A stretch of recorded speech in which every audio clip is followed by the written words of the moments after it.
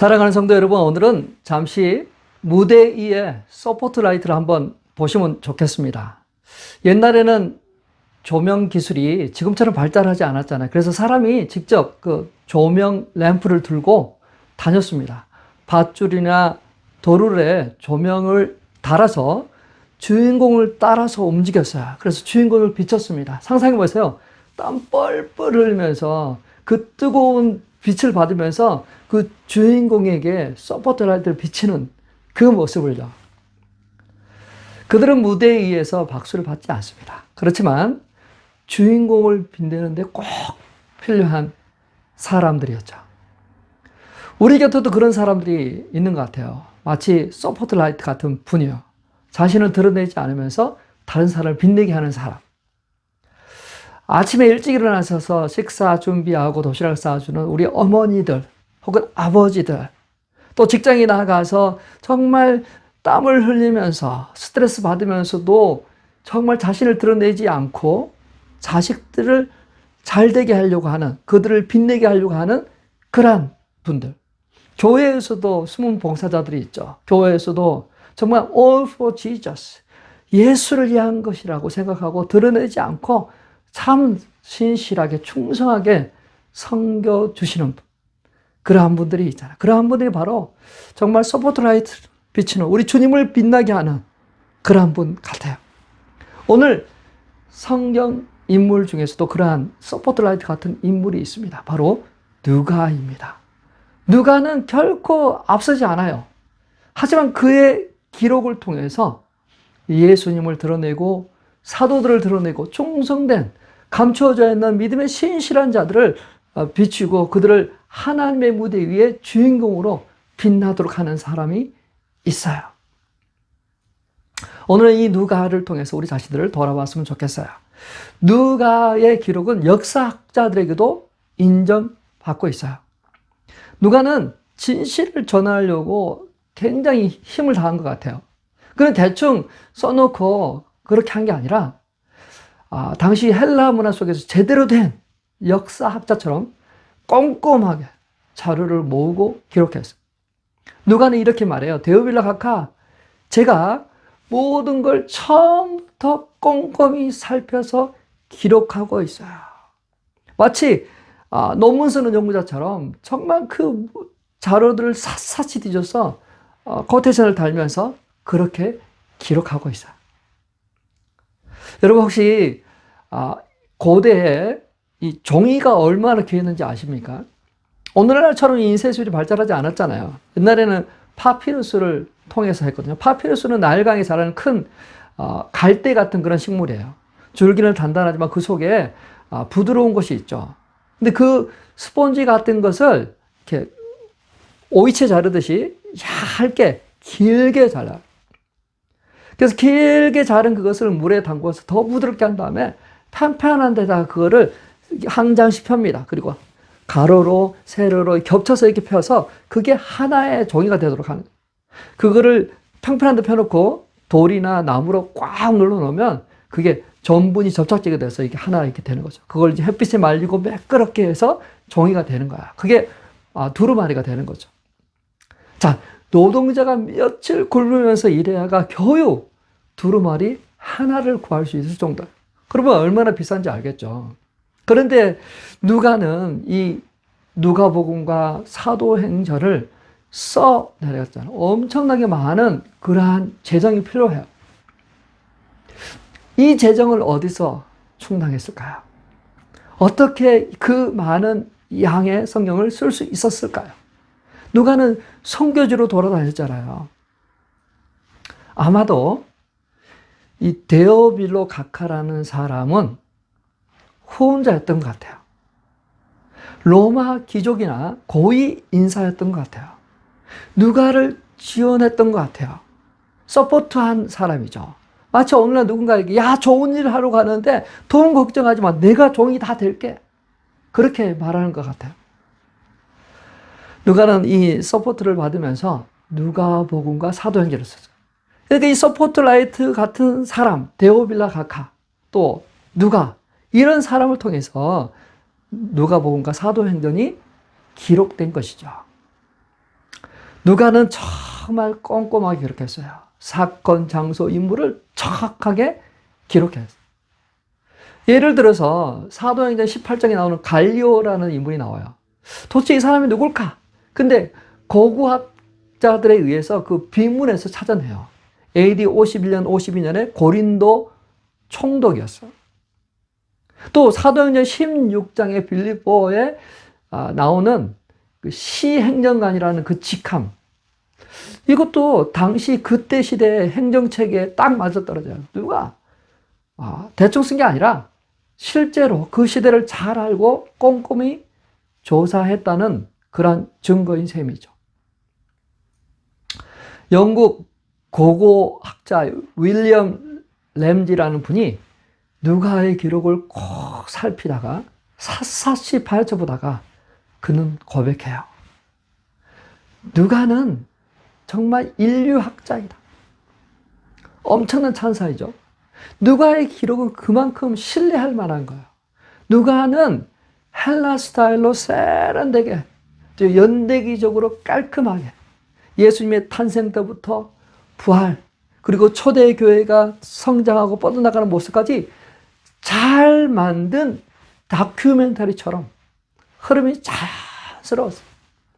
같은 시대에 활동한 유대인 역사학자 요세푸스와 비교해도 누가는 절대 뒤지지 않아요.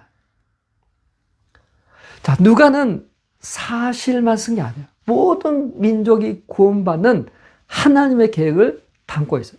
그의 기록은 역사이자 사실이자 신앙의 메시지.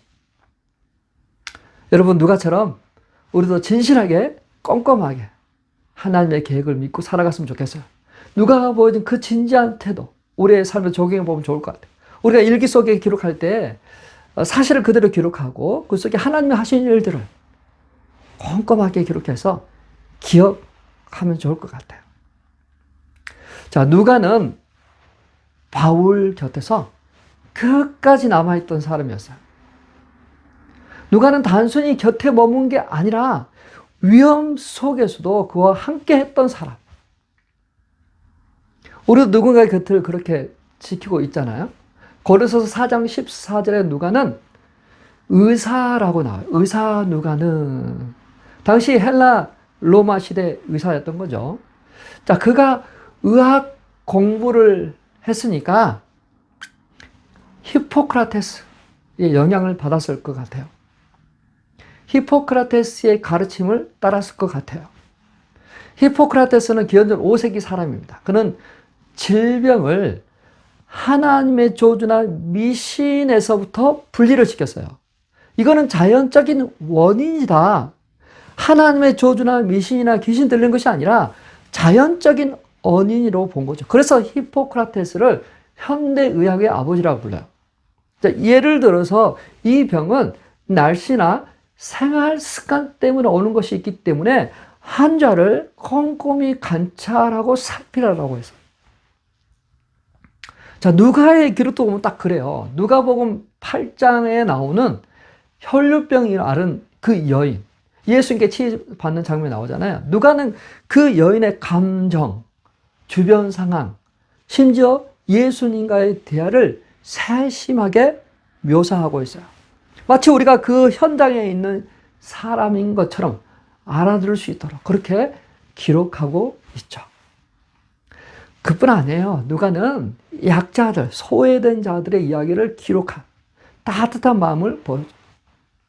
자, 누가는 바울의 2차 세계 전도 여행 한 중반부터 같이 동행했던 사람이에요. 바울이 마게도냐로 갈 때 환상을 보고 그때 누가도 같이 동행했어요. 빌립보에 도착했잖아요. 복음을 전하고 또 감옥에 갇히기도 했잖아요. 그죠? 고난의 길을 같이 걸었어요. 고난의 길. 바울이 죄인의 신분으로 가이사라 감옥에서 2년 갇혔어요. 로마로 압송되기 전에 가이사라 감옥에 갇혔었어요. 근데 그 총독이 판단 내리지 않고 막 미루고 있었을 때 새로운 총독이 왔었을 때 그때 로마로 가이사에게 호소함을 인해서 바울이 로마로 가게 됩니다. 로마에 갔는데 어때요? 1차 투옥 때는 그래도 그나마 좀 좋은 환경 속에서 있었어요. 가택연금이니까 좀 자유스럽게 복음을 증거할 수 있었죠. 근데 2차 투옥 때는 좀 달랐어요.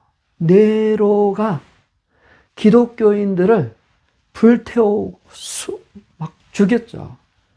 순교당했죠. 감옥은 춥고 어두웠어요. 더 아픈 건 뭐냐면 동역자들이 그때 함께 있었던 동역자들이 떠난 거예요. 디모데후서 4장 10절 11절에 보니까 사도 바울을 이야기해요. 데마 그는 세상을 사랑해서 떠났다라고 하고 있어요. 데마뿐이겠어요? 그레스게 디도 떠났다고 말하고 있어요. 하지만 누가는 아직 나와 남아있다. 누가만 나와 함께 있다. 이 바울의 말 큰 위로가 되죠. 여러분 이 장면 한번 생각해 보세요. 모두가 다 떠났어요. 그 어두운 감옥 정말 그 상황이 좋지 않아요.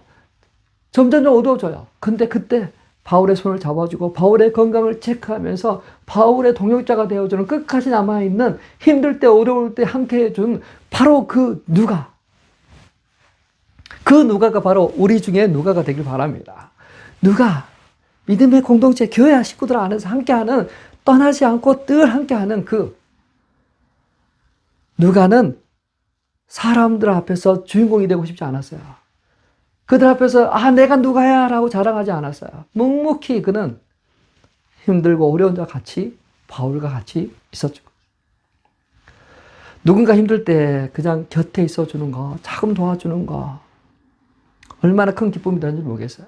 오늘 우리도 누가처럼 누군가를 곁을 지켜주는 함께 해주는 그러한 자 되길 바랍니다. 칭찬받지 않아도 사람들이 알아주지 않아도 조용히 충성하면서 충성하는 그런 모습 있기를 바랍니다. 이게 바로 누가가 우리에게 보여준 신앙입니다.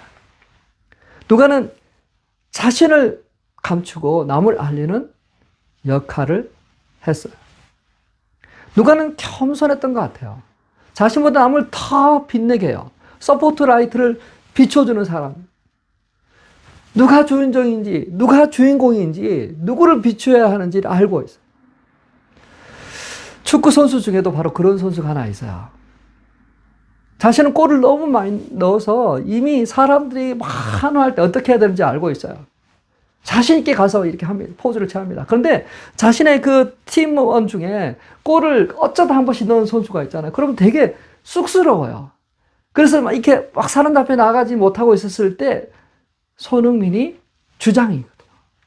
아시안인으로서는 처음으로 프리미어리그의 토트넘 그 구장에서 캡틴 주장하고 있어요. 그는 그 골을 넣고 쑥스러워하는 그 선수의 등을 밀어서 그 무대 한가운데로 사람들이 볼 수 있도록 그를 밀어주고 시켜줘요. 마치 서포트라이트를 받을 수 있도록 해주는 거죠. 이 선수가 나를 보지 마시고 이 선수를 보세요. 이 선수가 골을 넣었습니다. 바로 이런 서포트라이트를 비춰주는 그러한 누가가 그랬어요. 누가가 정말 많은 사람들을 주인공이 되도록 많은 사람들이 그를 보도록 그렇게 해줬다는 거죠. 누가는 자신을 절대 드러내지 않아요. 다른 사람을 알리는데 온 힘을 다했어요. 우리도 그런 삶을 살았으면 좋겠어요. 누가복음과 사도행전을 썼지만 그 성경에 누가라는 이름이 나오지 않아요. 그래서 이 저자가 누구인가 알지 못하고 그럴 때 다른 데서 그 저자가 누구인지를 힌트를 주고 있어요. 누가는 자신을 숨기고 있어요. 자신의 이름을 숨기고 있어요. 대신에 우리라는 말을 써요. 우리가 배를 탔다. 우리가 기다리더니 우리 그 역사의 현장에 우리 안에 자신을 포함시킨 거죠. 그는 책상에 앉아서 듣고 쓴 게 아니에요.